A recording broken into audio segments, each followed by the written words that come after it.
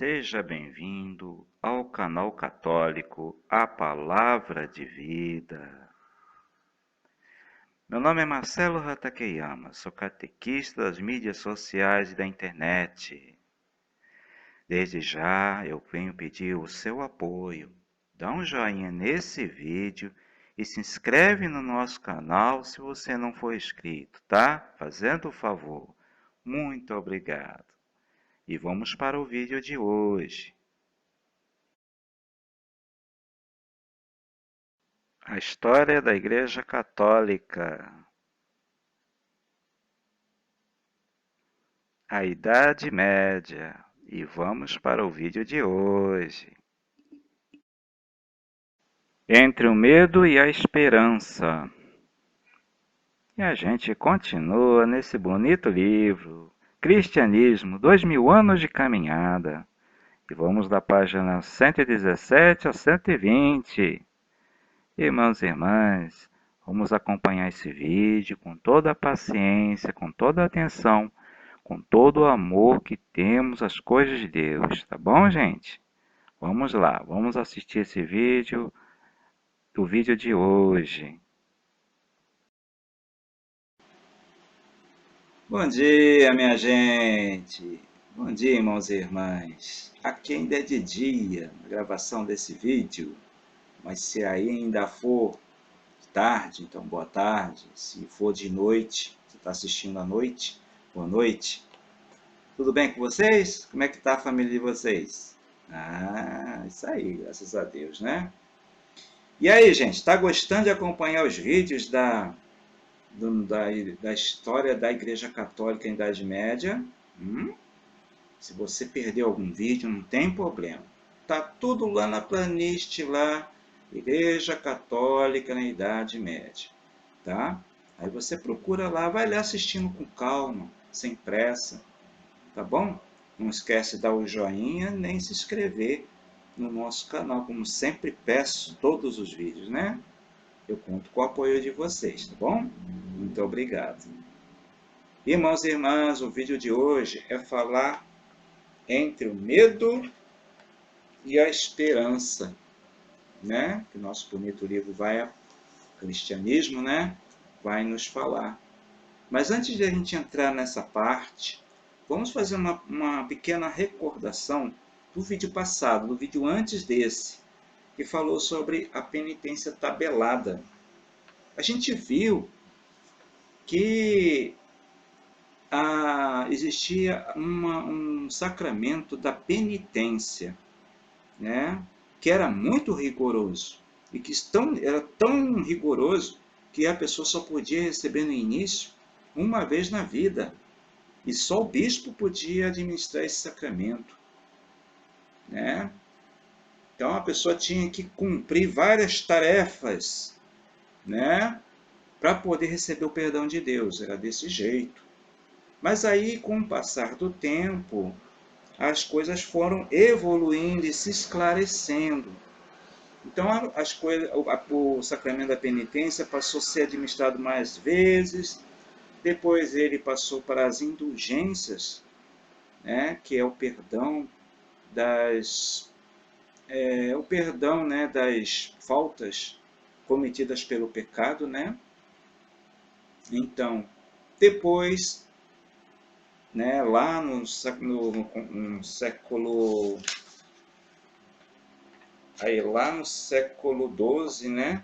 Século XII, com o Concílio de Latrão, aí se valorizou o sacramento da confissão e reconciliação. Mas reparar os erros cometidos, o estrago do pecado, né? Ainda existe, né? É igual aquele exemplo que eu coloquei, né? Que o rapaz tinha roubado o relógio do amigo, né? Aí foi confessar com o padre deu absolvição, porque ele está arrependido, deu absolvição do pecado dele, mas disse, ó, agora você vai e devolve esse relógio ao seu amigo. Então a penitência seria devolver esse relógio, reparar o mal cometido pelo pecado. E a igreja tem sua orientação atual a respeito disso, melhor do que eu, né? Se alguém tem mais dúvidas, procura o padre, conversa com ele. Tá bom, gente? É isso aí. Agora vamos ao vídeo de hoje, que é falar sobre entre o medo e a esperança. O que será isso?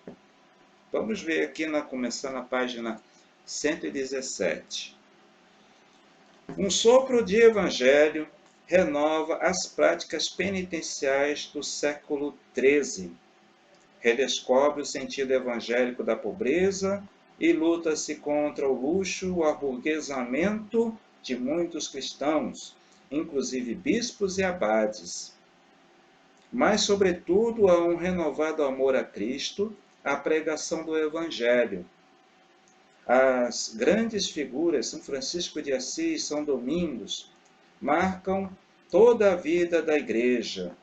Seus inúmeros discípulos, frades menores ou franciscanos, e os pregadores dominicanos, espalham toda a Europa e pregam as missas, que os procuram e os seguem, às vezes esquecendo tudo, para escutar o pregador famoso, procurando tocá-lo e obter dele algum prodígio ou milagre. Vocês veem, né? O povo amava tanto, né, os pregadores daquele tempo, né? E isso já foi tema, né, que já foi falado em um outro vídeo, que fala das congregações religiosas, né, as ordens mendicantes. Aí, se você quiser procurar na nossa playlist aí da Idade Média, você pode convidado a assistir. E quem já assistiu vai lembrar que já foi falado isso aí. Vamos lá.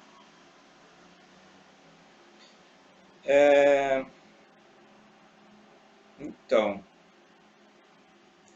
e obter dele prodígios e milagres. Não há igreja que chegue.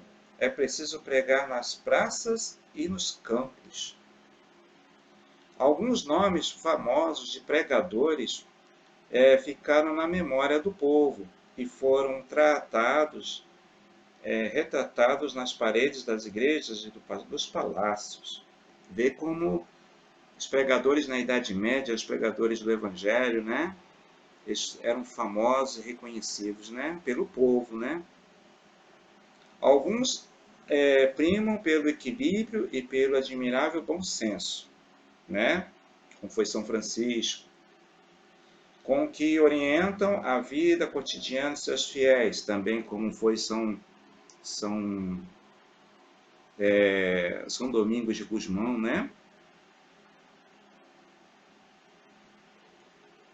Então, alguns primam pelo equilíbrio e pelo admirável bom senso que orientam a vida cotidiana de seus fiéis.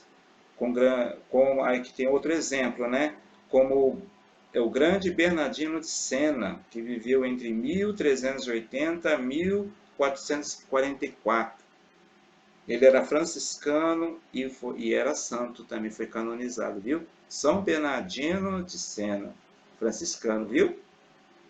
Outros mais extremados em suas críticas à sociedade e suas ameaças de castigo, como o dominicano Jerônimo Savonarola, morto em 1498 na fogueira. Esse era igual o Marcelo, né? Falava na lata. Aí o que aconteceu? Ele foi queimado na fogueira, né? Porque aqui é a primeira vez que eu vejo no nosso estudo falando da fogueira.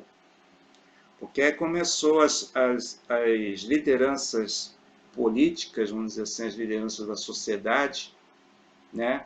Usar o castigo da fogueira contra quem fosse contra a nobreza ou quem fosse herege. Então, aquele que era considerado um agitador, ele ia para a fogueira. Ou se ele fosse herege, falasse uma coisa contra a doutrina da Igreja Católica. Não existia tolerância naquele tempo. Então, quem usava mais que isso vai ser chamado depois de Inquisição, quem usava mais eram os príncipes, os reis, os nobres, entendeu? É isso aí. Vamos lá. Então, esse aqui, esse dominicano acabou indo parar na fogueira. Todos foram grandes líderes das massas populares, como João de Capistrano, 1386 a 1556, companheiro de Bernardino, e conduziu um exército contra os turcos até a Hungria. Você vê que o avanço dos turcos na Europa, né?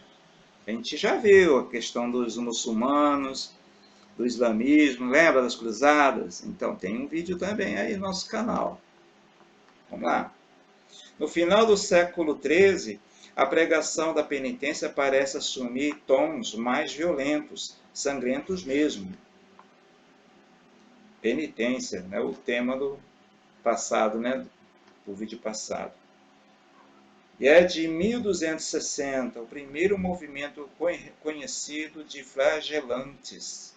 Lembra dos flagelantes que eu falei no vídeo passado? Os homens tiravam a camisa e ficavam se chicoteando, né?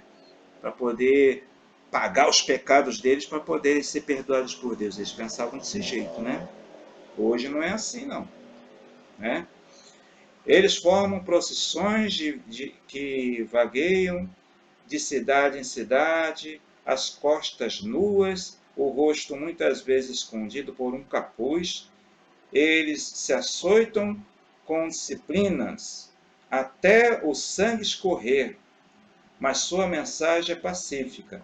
Convidam a reconciliação e o perdão, cantam salmos e gritam incansavelmente: paz, paz. É um jeito de querer protestar contra a guerra, contra a violência, se autoflagelando, porque está dizendo esse livro aqui, né? Mas hoje em dia, jamais se deve fazer isso, né? Acho que não. Deus não pede isso. Hoje, século XXI, nós temos clareza que não é assim, né? Vamos continuar. Por ocasião da peste negra, tá? Em 1348, os flagelantes se espalham novamente sobre a Alemanha, na Alemanha. Essa peste negra, eu pesquisei, é uma infecção causada por uma doença causada pelas pulgas, entendeu? E vamos voltar a esse assunto de novo no livro, num outro tema, tá bom, gente? Vamos seguir em frente. Muito bem. O Papa Clemente VI, 1349, chega a condenar esta invenção supersticiosa, né? E para sempre, tá vendo? Esse Papa Clemente VI, ele era contra os flagelantes, se flagelar. Tá vendo? A igreja dizia, não, né? Por aí não, né? Tá vendo? Ele condenou. Mas outro grande pregador popular, o dominicano Vicente Ferrer, que viveu entre os anos de 1350 e 1419, retoma a prática das procissões de flagelantes no início do século XV. Puxa vida, né? Sempre tem alguém que acha que o antigo é o melhor, né? Sabia que esse fenômeno de não aceitar uma novidade dentro da igreja, isso existe até hoje, né? Nós temos que acompanhar a caminhada da igreja, né, gente? Não temos que ficar saudosistas, não, naquele tempo antigo era mais justo, era mais santo. Não, gente, vamos confiar no Espírito Santo, que renova a sua igreja, que muda as coisas para melhor, né, gente? Vamos continuar. Então, esse aqui, ele retomou de novo os flagelantes do século XV, tá vendo? O século XV, na nossa linha do tempo, é o final da Idade Média. A igreja acaba tolerando-as, mas organiza os flagelantes em confrarias, submetidas a uma rígida disciplina. A igreja, para não dividir o povo, então tá bom, vocês querem se flagelar? Tá bom, a gente vai deixar, mas vamos colocar uma regra nisso aí. Então a igreja teve que aceitar. Isso naquele tempo. Junto com o sentimento de culpa e o desejo de penitência, não podia faltar o medo do inferno. Com certeza é o medo do inferno, gente. Que está por trás de tanta flagelação, tanto ansiedade, é porque o medo de ir para o inferno, né? Vamos lá. Aliás, os próprios pregadores procuram mantê-lo vivo. Então, os pregadores da Idade Média, né, em sua maioria, né, eles achavam que a pessoa tinha que ter medo de Deus. Olha, Deus vai mandar você para o inferno, se arrepende. E hoje em dia, no século XXI, às vezes eu vejo certos pregadores falando assim, dentro da igreja. Agora, eu só me pergunto, onde está a misericórdia em tudo isso? Né? Então, será que Deus quer que a gente tenha medo dele? Ou será que Deus quer que a gente ame ele? Se a gente quer amar a Deus, não podemos ter medo dele, né? Vamos continuar. Aliás, os próprios pregadores procuram mantê-lo vivo. Receiam-se também a possível influência do demônio nesta vida. E tem-se medo da magia, feitiçaria, bruxas. Curiosamente, porém, o medo do demônio e a caça às bruxas não são típicos dos séculos de ouro da Idade Média. Aumentam só no fim dessa época e tornam-se mais fortes no século XVI e XVII, no período da Idade Moderna. Então, esse medo do diabo, né? Então, muita gente, hoje em dia, no século XXI, ainda está na Idade Média. Fica toda hora achando que o diabo, entendeu? Tudo é o diabo, né? Mas não é por aí, gente. Não é desse jeito, né? Eu mesmo, pessoalmente, eu rezo muito o anjo da guarda. Porque o anjo da guarda é que cuida dessa parte aí, gente. Deus quer ver a gente livre para praticar o bem, não para ficar toda hora se defendendo do mal. Quem faz essa parte aí é Deus. Mas tem gente na igreja, tem gente no meio do povo que acha que tem que ficar combatendo o mal aí o tempo todo, né? É diabo o tempo todo, mas não é assim. Tem que ser Jesus o tempo todo, o amor o tempo todo, né? Então vamos lá. Contra o medo do pecado e da morte e do demônio, o povo cristão busca proteção. Entre todas as devoções, sobressai a da cruz. Na igreja antiga, a cruz é venerada, mas não o crucificado. Somente no século VI começam a aparecer pinturas e esculturas representando Cristo crucificado. Somente no século VI que começa a surgir, entendeu? Aí tem aqui, né?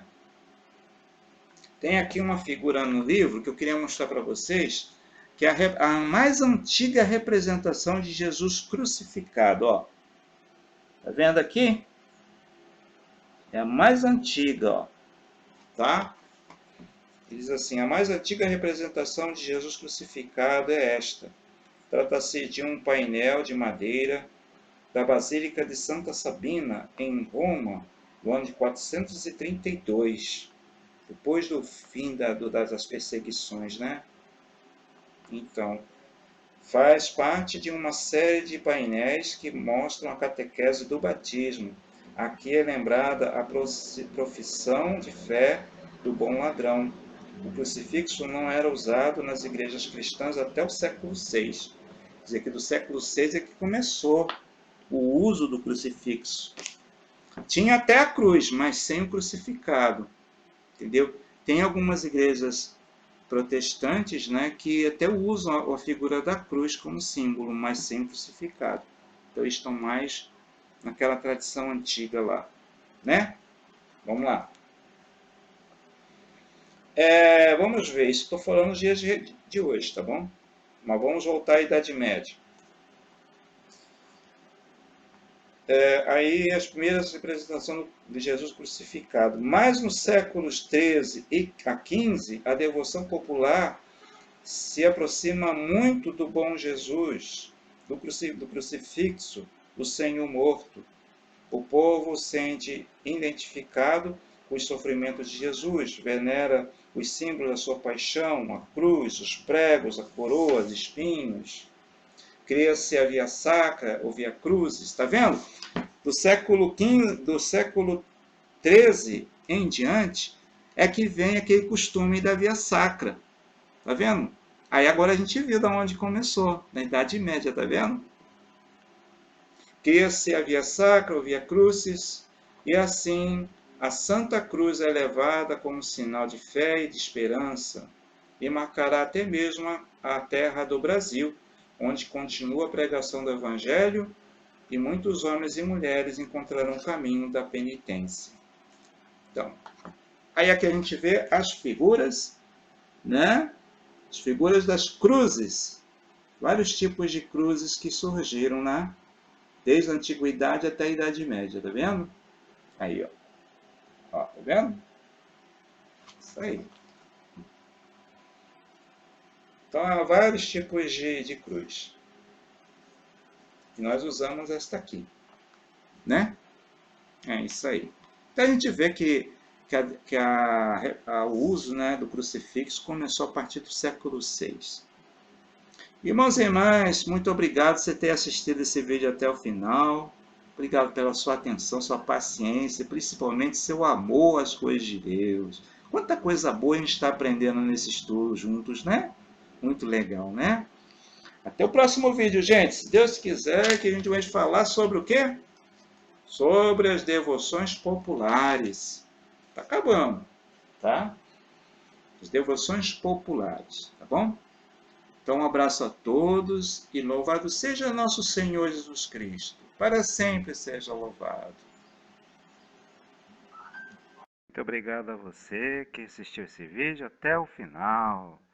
Se você ainda não deu o joinha nesse vídeo, por favor, dá um joinha nesse vídeo, tá?